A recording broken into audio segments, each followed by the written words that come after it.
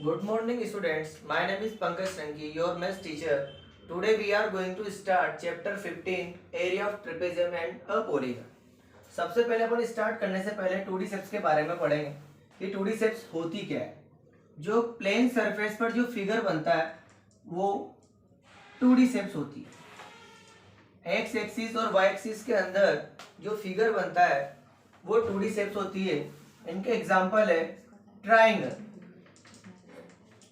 Triangle क्या होता है अपन पहले इनके नेम लिख लेते हैं, इसके बाद धीरे धीरे इनके फॉर्मूलाज पेरीमीटर जो भी है सब करेंगे। स्क्वायर,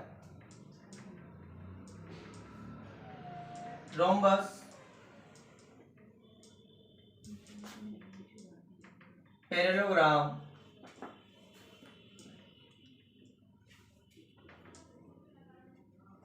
काइट, सर्किल और ट्रेपेजियम। ये 2D शेप्स होती है। अब 2D शेप्स के पेरीमीटर एंड एरिया के अपन फॉर्मूले करते हैं। सबसे पहले आता है ट्राइंगल।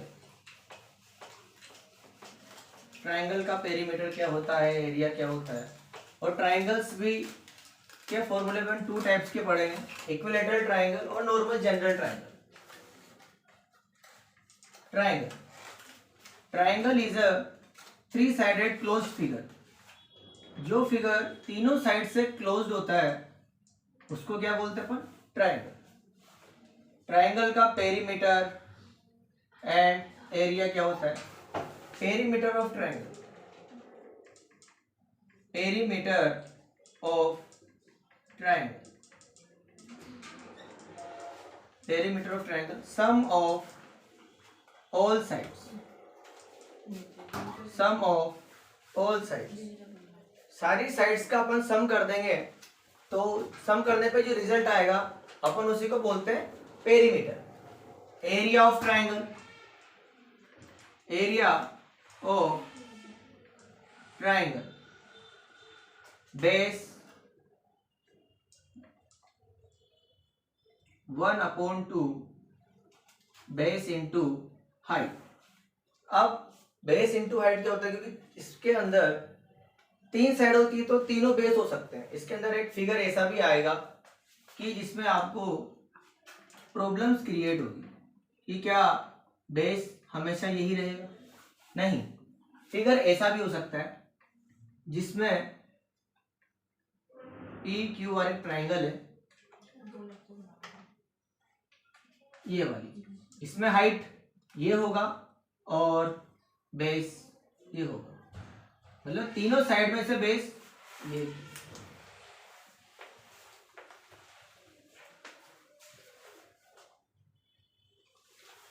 तीनों साइड में से बेस कोई सा भी हो सकता है।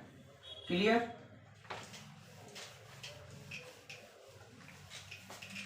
इसके बाद आता है रेक्टेंगल। इसके बाद आता है रेक्टेंगल।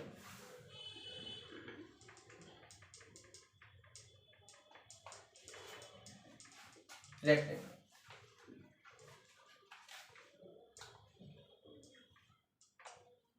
रेक्टेंगल में अपोजिट साइड्स इक्वल होती, this and this equal, this and this equal.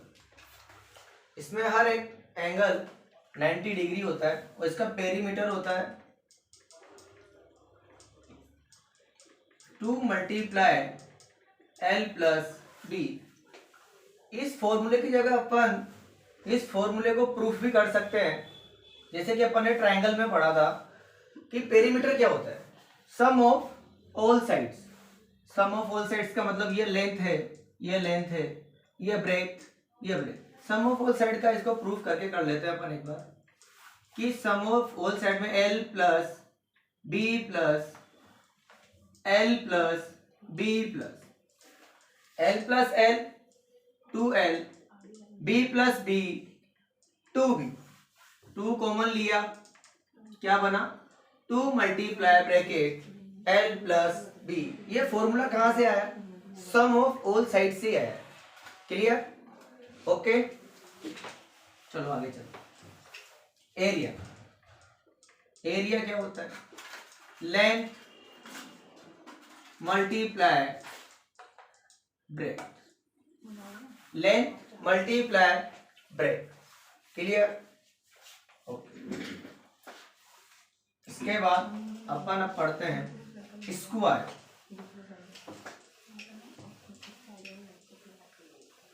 Square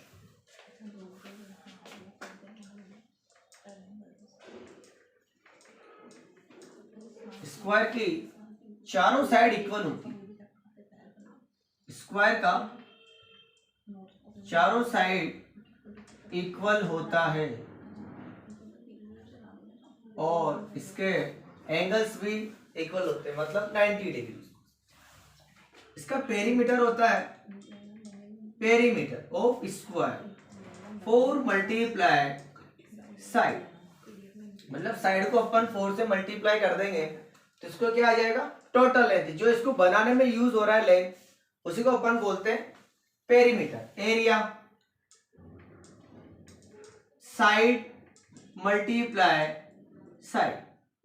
upon ने पावर एंड एक्सपोनेंट चैप्टर पढ़ा है कि उसमें अपन x मल्टीप्लाई x करते हैं तो x स्क्वायर बन जाता है। इसी वजह से यहाँ पे साइड मल्टीप्लाई साइड को अपन बोल सकते हैं साइड का स्क्वायर। क्लियर? अपने को साइड मल्टीप्लाई 2 नहीं करना है। स्क्वायर का वो से बच्चे करते हैं कि 4 का स्क्वायर होता है 4 मल्टीप्लाई 2, नहीं, 4 मल्टीप्लाई 4। ठीक है? इसके बाद आता है parallelogram.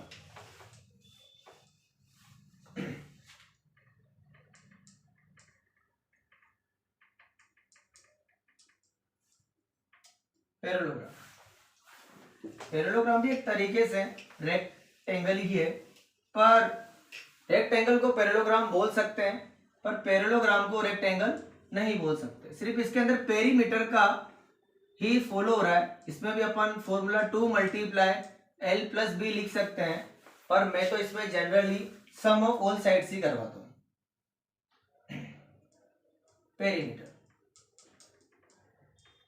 Perimeter sum of all sides, sum of all sides. इसका एरिया होता है, इसका एरिया होता है base into height. Height always perpendicular, जो भी साइड परपेंडिकुलर होगी अपने को वही हाइट लेना है। और हाइट को अपन एक तरीके से दूसरे वर्ड में बोलते हैं एल्टीट्यूड। क्या बोलते हैं? एल्टीट्यूड। ये तो होता है h मतलब हाइट, b मतलब बेस। हर b का मतलब बेस नहीं होता है, हर b का मतलब बेस नहीं होता है।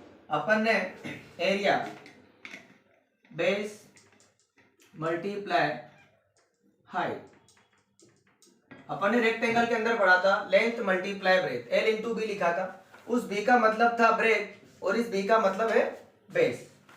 पैरेललोग्राम हो गया। इसके बाद अपन आते हैं सर्किल पर। इसके बाद अपन आते हैं सर्किल पर।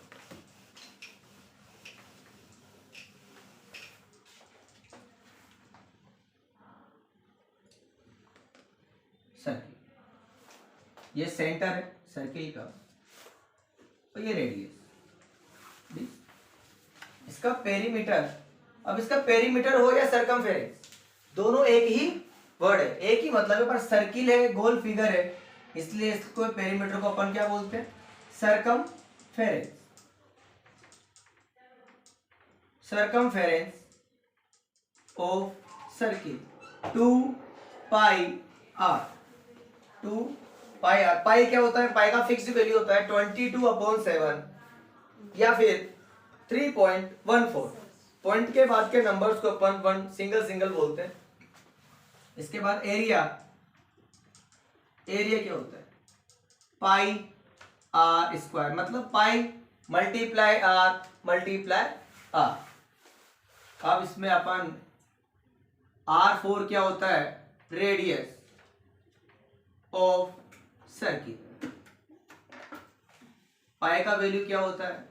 22/7 और 3.1। कभी क्वेश्चन में यदि कुछ गिवन नहीं है तो अपन हमेशा 22/7 ही यूज करेंगे। और क्वेश्चन के अंदर कभी कभी ये कंडीशंस होती है, हिंट होता है कि अपन को पाई की जगह पर 3.14 ही यूज करना है, तो अपन 3.14 ही यूज करेंगे। इसके बाद d इक्वल टू 2r। अभी d क्या होता है? ये d क्या होता है? d मतलब होता है डायामीटर ऑफ सर्किल। अब ये साहब आपने बता तो दिया, पर हमें डायग्राम के अंदर तो बताओ कि डायमीटर होता क्या है। लॉन्गेस्ट कोड ऑफ सर्किल, यहां से लेकर यहां तक की लेंथ क्या होती है? D, diameter, capital D. अपन जनरल शब्दों में बोल सकते हैं कि रेडियस डायमीटर की हाफ होती है। रेडियस डायमीटर की हाफ होती है, डायमीटर रेडियस का 2 टाइम्स होता है। तो आप इस फॉर्मूले को याद रखें, ये बॉक्स जो मैं कर रहा हूं अंडरलाइन, इसको आप याद रखें। अपन इसी से क्या होगा, अपन को कभी क्वेश्चन के अंदर डायमीटर गिवन होगा तो रेडियस फाइंड आउट करनी पड़ेगी। डायरेक्ट डायमीटर को अपन इस फॉर्मूले में पुट नहीं कर सकते। Okay, clear. इसके बाद अपन आते हैं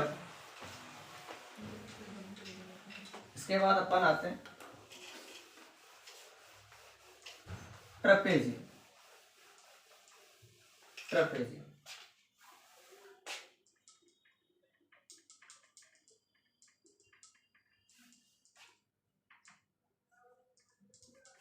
ट्रेपेजियम के भी 2 टाइप्स फिगर होते हैं, एक ये वाला,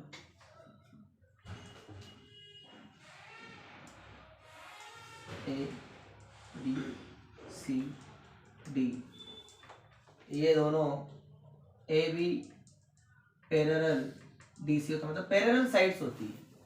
इसका पेरीमीटर यूज तो होता नहीं है, पर कभी किसी क्वेश्चंस में आ जाता है प्रॉब्लम, तो अपन फिर भी पेरीमीटर याद कर लेते हैं।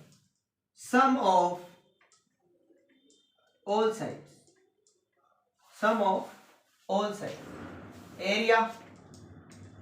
इस चैप्टर का नाम जो है ट्रेपेजियम, इसी पर टिका हुआ है। पर जो आपने बोला सर आपने इतना पढ़ाया हमें, ये तो छोटी क्लासों में पढ़ लिया हमने, भैया इसके अंदर ये चीजें भी यूज होती है। जब अपन 15.3 करेंगे तो उसके अंदर अपना रेक्टेंगल भी आएगा, स्क्वायर भी आएगा, क्योंकि उसके अंदर ऑक्टागन, पेंटागन वगैरह वगैरह साइड्स आती है। इसका एरिया होता है 1/2 sum of parallel sides multiply height. अब हाइट क्या होती है सर? ये हाइट होती है 90 डिग्री परपेंडिकुलर। क्या होती है height? A 1/2 AB plus DC multiply A, 1/2 AB plus DC multiply H। ये एरिया का फॉर्मूला होता है, 1/2 sum of parallel sides multiply height. इससे अपन निकालेंगे एरिया ट्रेपेजियम। इसके बाद अपन ने ट्राइंगल्स में जनरल ट्राइंगल तो पढ़ लिया, पर एक ट्राइंगल होता है जिसका तीनों साइड इक्वल होता है, उसको क्या बोलते हैं अपन? Equilateral triangle. अपने कोर्स में नहीं है, पर मैं फिर भी लिखवा रहा हूँ, याद रखना है अपने को, क्योंकि कभी कभी हो जाता है, कई क्वेश्चंस पुट अप हो जाते हैं कि साहब इक्विलेटरल ट्राइंगल का एरिया क्या होता है। अब इक्विलेटरल ट्राइंगल का एरिया क्या होता है वो भी कर लेते हैं। इक्विलेटरल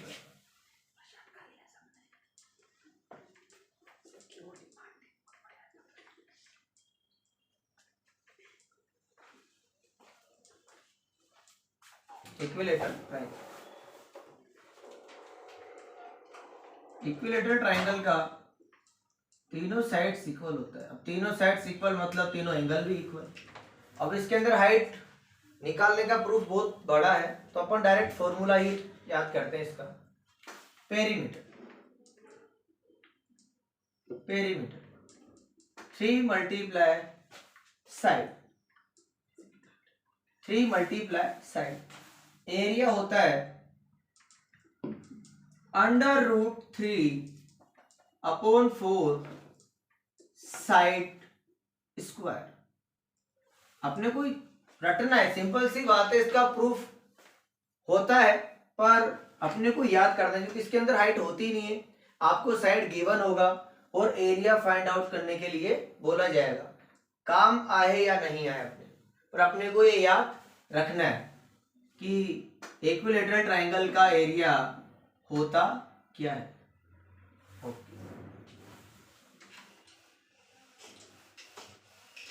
फॉर एग्जाम्पल अपन अब कुछ क्वेश्चंस करते हैं, इन्हीं पे बेस्ट फॉर्मूले किए तो एक दो एग्जांपल्स कर ही लेते हैं अपन।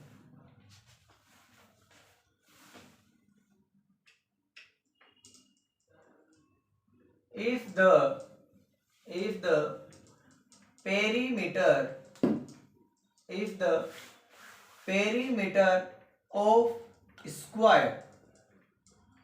the perimeter of square is 56, find its area। इसका एरिया फाइंड आउट करो, इसका एरिया फाइंड आउट करो। अब यार अपन को एरिया भी आता है और अपन को ये भी पता है कि पेरीमीटर, स्क्वायर का पेरीमीटर होता क्या है। तो अपने को सीधा सा है कि वर्ड प्रॉब्लम है भैया, और किसी भी चैप्टर के अंदर उसका मेजर पार्ट होता है वर्ड प्रॉब्लम। जब तक आपको वर्ड प्रॉब्लम नहीं आएगा आपको मिस नहीं होगा। क्लियर? तो यहां से अपन इक्वेशन बनाते हैं। अपन ने लीनियर इक्वेशन पढ़ भी लिया, पेरीमीटर ऑफ स्क्वायर। चलो ठीक है, कैसे करते हैं वर्ड प्रॉब्लम आपको यहीं से सिखाते हैं। सिंपल सा एग्जांपल है, पेरीमीटर ऑफ स्क्वायर, ये सभी को पता, इसका मतलब इक्वल 56। क्या होता है perimeter of square? 4 multiply side. पर एक सिंपल सी बात है, आपको इसमें पता लग ही गया कि एरिया निकालना है। तो एरिया कैसे निकालेंगे अपन? आपके पास साइड होनी चाहिए। साइड कहां से होगी साहब? 56 तो साइड है ही नहीं। ये तो क्या है? Perimeter of square. तो ये हिंट है आपका क्वेश्चन में कि आपको इसका यूज करके, इस स्टेटमेंट का यूज करके आपको क्या निकालना है? साइड। और यहां से अपने स्क्वायर का साइड क्या निकला है? 56/4 मतलब 40। और आपका कैलकुलेशन पार्ट यदि मैथ्स आप कर रहे हो, मैथ्स में इंटरेस्ट है, तो सबसे पहले आपको टेबल कंपलसरी है। नहीं तो बच्चा क्या करेगा, 56 को वही सेकंड थर्ड की तरह डिवाइड करेगा, तो उसमें टाइम वेस्ट होता है। कैलकुलेशन पार्ट फास्ट होना चाहिए। आपको पता है कि ये 14 के टेबल में 4 टाइम आता है। अरे साहब सर मैं तो डिवाइड 4 से करूंगा ना। नहीं, आपको जब वो टेबल में 14 के टाइम में 4 टाइम आ रहा है तो 4 की टेबल में 14 टाइम आएगा।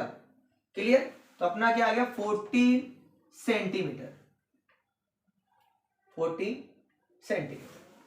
ये क्या है? Side of square. अब अपन क्या फाइंड आउट कर लेंगे? एरिया ऑफ स्क्वायर मतलब साइड मल्टीप्लाई साइड।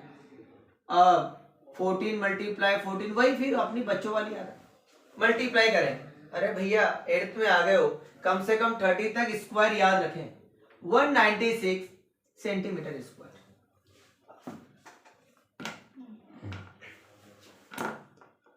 ठीक है, इसके अगले का टॉपिक क्वेश्चंस अपन नेक्स्ट क्लास में करेंगे।